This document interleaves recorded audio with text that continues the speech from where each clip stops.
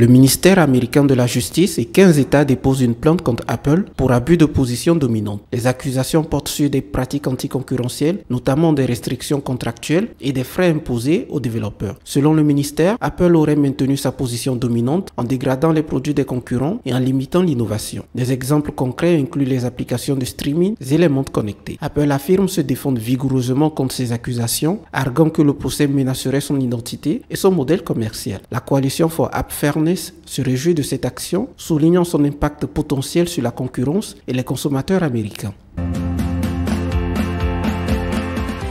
Selon le ministre des Affaires étrangères, Sergei Lavrov, la Russie a considérablement augmenté ses exportations de produits pétroliers vers l'Afrique ces dernières années. Malgré les sanctions occidentales, Moscou a réussi à doubler ses exportations vers l'Afrique au cours de l'année et demie écoulée. Cette augmentation des exportations vers l'Asie et l'Afrique fait suite à la réduction des exportations vers l'Union européenne. Des pays tels que la Chine, l'Inde et plusieurs pays africains ont vu une croissance significative de leur importation de pétrole russe. Selon les estimations, la Russie devrait fournir environ 20 000 tonnes de pétrole et de produits pétroliers aux pays africains d'ici fin 2024. Des nations comme le Ghana, la Libye, le Maroc et le Nigeria ont enregistré une croissance importante de leur importation de pétrole russe.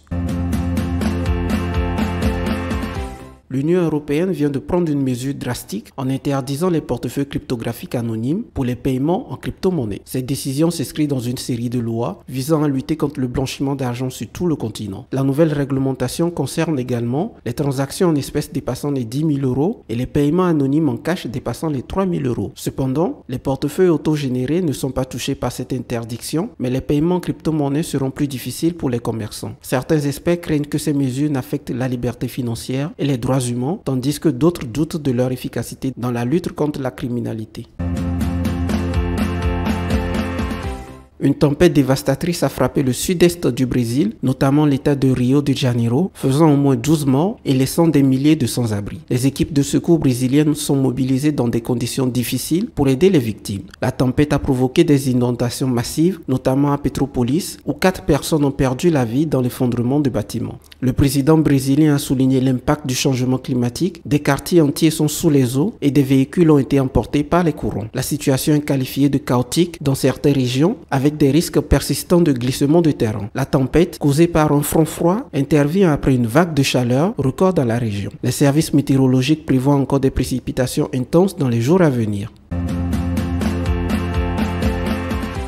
Le Sénat américain a adopté un projet de loi visant à financer le gouvernement fédéral jusqu'en septembre, évitant ainsi une paralysie de services publics. Malgré un léger retard dans l'approbation, les négociations ont abouti à un accord sur un budget de 1200 milliards de dollars. Cette situation révèle les tensions récurrentes au Congrès américain, où les luttes politiques ont parfois des conséquences importantes sur le fonctionnement du gouvernement. La destitution potentielle du chef de file républicain de la Chambre des représentants, Mike Johnson, suite à des accusations de trahison de la part des membres de son propre parti, ajoute un nouvel élément de suspense à cette situation déjà tumultueuse.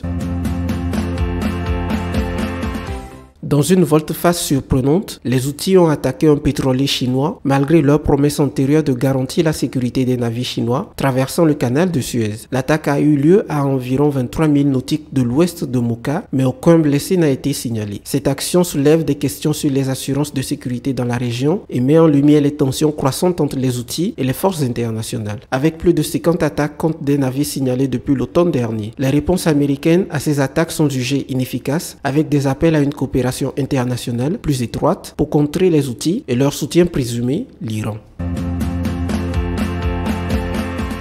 NCBA Kenya bénéficie d'une facilité de 50 millions de dollars de Proparco pour soutenir ses projets verts et les PME dirigées par des femmes. Ce financement s'inscrit dans le cadre du programme de développement durable de la banque qui vise à mobiliser des fonds pour des initiatives écologiques et à promouvoir l'autonomisation des femmes et des jeunes. NCBA renforcera également ses investissements dans l'agriculture et l'industrie manufacturière tout en élargissant sa présence au Kenya pour mieux servir les PME et les entreprises.